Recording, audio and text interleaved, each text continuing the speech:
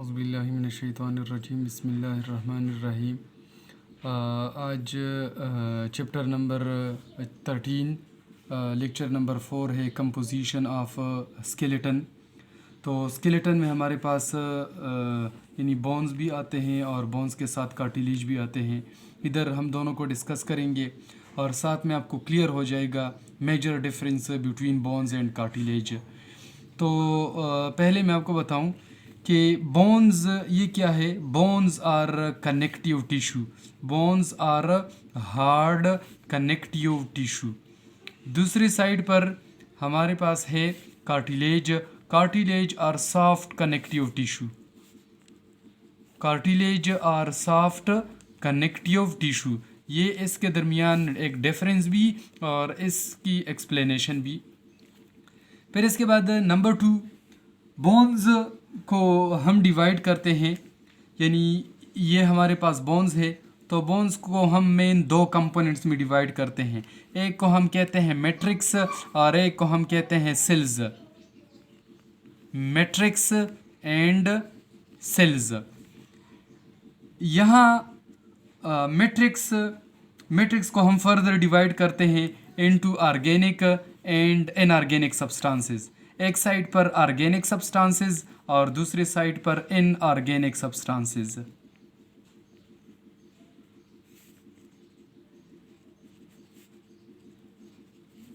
Inorganic substances. तो inorganic substances percentage के लिहाज से अगर इसको हम देख ले तो इनऑर्गेनिक सब्सटेंसेस हमारे पास 65% और ऑर्गेनिक सब्सटेंसेस हमारे पास 35%। और फिर इनऑर्गेनिक सब्सटेंसेस में यानी कौन कौन सी चीज़ें हैं, तो इनऑर्गेनिक सब्सटेंसेस में कैल्शियम फास्फेट और calcium carbonate, 2 component, calcium phosphate और calcium carbonate. Calcium phosphate plus calcium carbonate, ये इसके 2 मेन कंपोनेंट, यानी इस इनऑर्गेनिक सब्सटेंसेस के 2 मेन कंपोनेंट। और दूसरी साइड पर हमारे पास ऑर्गेनिक सब्सटेंसेस। तो ऑर्गेनिक सब्सटेंसेस में हमारे पास क्या आते हैं, इसमें हमारे पास है प्रोटीन्स, और प्रोटीन भी स्पेशल टाइप ऑफ प्रोटीन्स जिसको हम कहते हैं collagen 1। In special type of proteins को हम नाम देते हैं कोलेजन 1। ये इसकी कंपोजिशन। अभी हम कहते हैं कि बोन्स में स्पेशल टाइप ऑफ सेल्स भी होते हैं। तो बोन्स में जो स्पेशल टाइप ऑफ सेल्स मौजूद है, in special type of cells को हम क्या नाम देते हैं, osteocytes. Osteocytes are special type of cells which are found in bones. Bones में जो स्पेशल टाइप ऑफ सेल्स पाए जाते हैं उसको हम नाम देते हैं ऑस्टियोसाइट्स। अभी ये तो इसकी यानी कंपोजिशन। अभी दूसरे साइड पर हम कार्टिलेज की कंपोजिशन की बात करते हैं। तो ये है हमारे पास कार्टिलेज। तो कार्टिलेज की कंपोजिशन क्या है, इसको भी हम 2 हिस्सों में डिवाइड करते हैं। एक को हम नाम देते हैं मैट्रिक्स और एक को हम नाम देते हैं सेल्स। एक साइड पर मैट्रिक्स और दूसरी साइड पर सेल्स। फिर यहाँ मैट्रिक्स बोन्स, यहाँ अगर आप देखें तो मैट्रिक्स को हमने डिवाइड किया था ऑर्गेनिक और इनऑर्गेनिक सब्सटेंसेस में, जिसमें इनऑर्गेनिक सब्सटेंसेस 65% और ऑर्गेनिक सब्सटेंसेस 35%। लेकिन यहाँ पर कार्टिलेज में हमारे पास ऑर्गेनिक सब्सटेंसेस भी है। इसको हम डिवाइड करते हैं ऑर्गेनिक सब्सटेंसेस और इनऑर्गेनिक सब्सटेंसेस में। एक साइड पर ऑर्गेनिक सब्सटेंसेस और दूसरी साइड पर इनऑर्गेनिक सब्सटेंसेस। लेकिन थोड़ा डिफरेंस है बोन्स के साथ। डिफरेंस क्या है, एक तो ये कि ऑर्गेनिक सब्सटेंसेस उधर भी इधर भी, उधर भी प्रोटीन्स ऑर्गेनिक सब्सटेंस और इधर भी स्पेशल टाइप ऑफ प्रोटीन्स।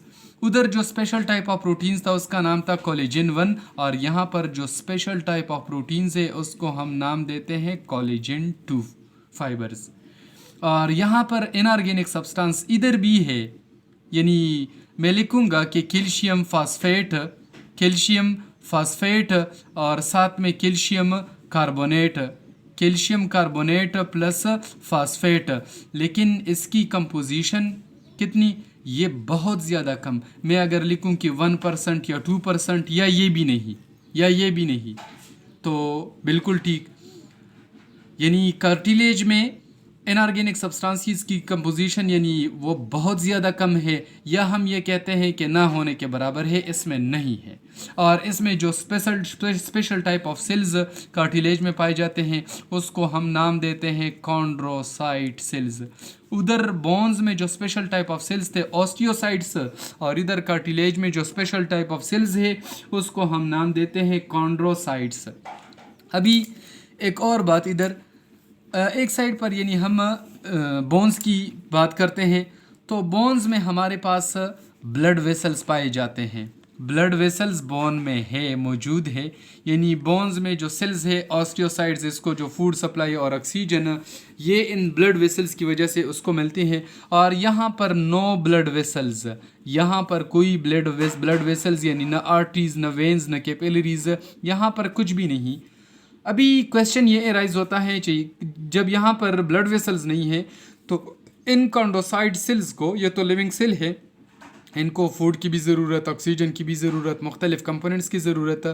तो यहाँ पर इन कंपोनेंट्स की सप्लाई कैसे होती है? तो यहाँ पर डिफ्यूजन के ज़रिए मुख्तलिफ़ किस्म के यानी मटीरियल्स ये उसकी सप्लाई होती हैं, तो इसलिए डिफ्यूजन यहाँ पर होता है।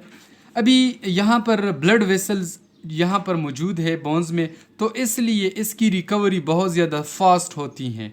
बोन्स की अगर फ्रैक्चर हो जाए तो एज़ कंपेयर टू कार्टिलेज इसकी रिकवरी बहुत ज़्यादा फास्ट, और कार्टिलेज की रिकवरी बहुत ज़्यादा स्लो होती है, क्योंकि यहाँ पर ब्लड वेसल्स नहीं होते, यहाँ पर डिफ्यूजन होता है, जिसकी वजह से इसकी रिकवरी बहुत ज़्यादा स्लो हो जाती है। तो ये बोन्स और यानी कार्टिलेज के दरमियान मेन डिफरेंस।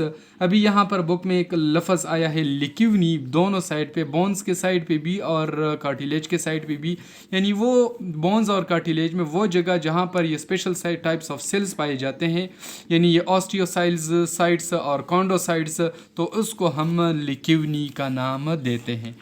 अभी बोन्स को तो हम पढ़ चुके हैं, कार्टिलेज के हम टाइप्स पढ़ेंगे इधर, टाइप्स ऑफ कार्टिलेज। और कार्टिलेज के हम टाइप्स यानी 3 टाइप्स लिखते हैं, और वो टाइप्स भी on the basis of number of chondrocyte cells, यानी कॉन्ड्रोसाइट सेल्स की कंसंट्रेशन जितनी ज़्यादा होगी या कम होगी, तो इस बेस पर हम इसको डिवाइड करते हैं। एक नाम हम लिखते हैं इलास्टिक कार्टिलेज। 3 टाइप्स है, एक का नाम है elastic cartilage, number 1 elastic cartilage, number 2 है हमारे पास हाइलीन कार्टिलेज, और नंबर 3 है हमारे पास फाइब्रस कार्टिलेज। ये कार्टिलेज के 3 मेन टाइप्स। अभी इन तीनों में फ़र्क किया है, इसको हम कैसे डिवाइड करते हैं, या यही कार्टिलेज कहाँ पे पाए जाते हैं? तो कार्टिलेज में यानी इसकी कंपोजिशन ऊपर मैंने लिखा है कि मैट्रिक्स और सेल्स, तो वो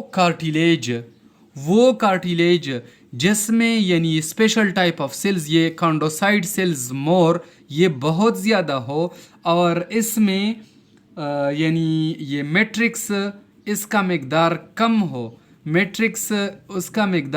हो, तो उसको हम कहते हैं इलास्टिक कार्टिलेज। यानी elasticity of the cartilage depends upon the number of chondrocyte cells. यानी अगर नंबर ऑफ कॉन्ड्रोसाइट सेल्स ज़्यादा होंगे तो ये बहुत ज़्यादा इलास्टिक होगा, नंबर ऑफ कॉन्ड्रोसाइट सेल्स कम होंगे तो ये लेस इलास्टिक होगा। तो ये इलास्टिक कार्टिलेज वो जिसमें कॉन्ड्रोसाइट सेल्स बहुत ज़्यादा और इसमें मैट्रिक्स बहुत ज़्यादा कम। और ये कार्टिलेज कहाँ पर होते हैं? ईयर फ्लैप्स में और एपिग्लॉटिस में। ईयर फ्लैप्स यानी पिन्ना, और साथ में एपिग्लॉटिस यानी जो ग्लॉटिस के ऊपर जो ढक्कन होता है, रिस्पायरेशन में हमने पढ़ा था, तो एपिग्लॉटिस, इन दोनों में इलास्टिक कार्टिलेज। तीसरा टाइप है इसका फाइब्रस कार्टिलेज, वो जिसमें सेल्स का मिकदार बहुत ज़्यादा लो हो, कम हो, और इसमें मैट्रिक्स का मिकदार बहुत ज़्यादा हो यानी हाई हो, तो इसको हम कहते हैं फिब्रस कार्टिलेज। और इस कार्टिलेज यानी चूँकि इसमें सेल्स की तादाद कम और मैट्रिक्स की तादाद ज़्यादा, तो ये बहुत ज़्यादा लेस इलास्टिक होंगे, इलास्टिसिटी इसमें बहुत ज़्यादा कम होगी।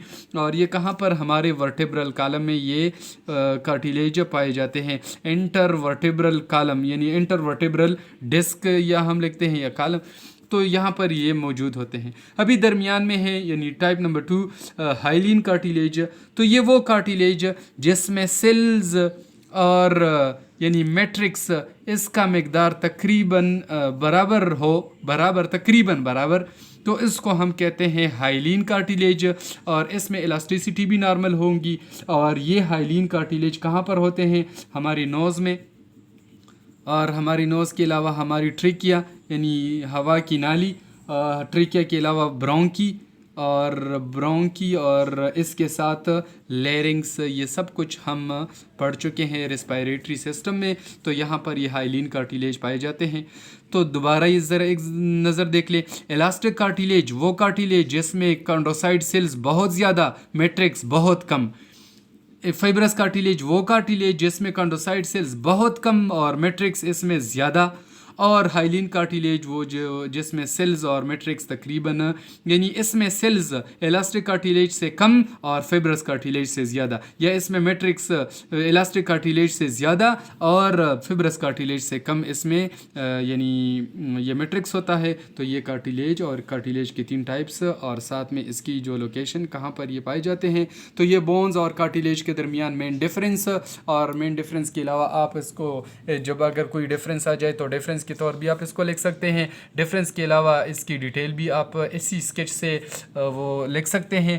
तो ये वही स्केच जो मैंने ड्रा किया, गौर से इसको देख सकते हैं आप, पॉइंट की शक्ल में भी लिख सकते हैं। तो एग्ज़ाम के हवाले से काफ़ी इम्पोर्टेंट टॉपिक, अच्छी तरह इसको याद कर दिएगा। Thank you.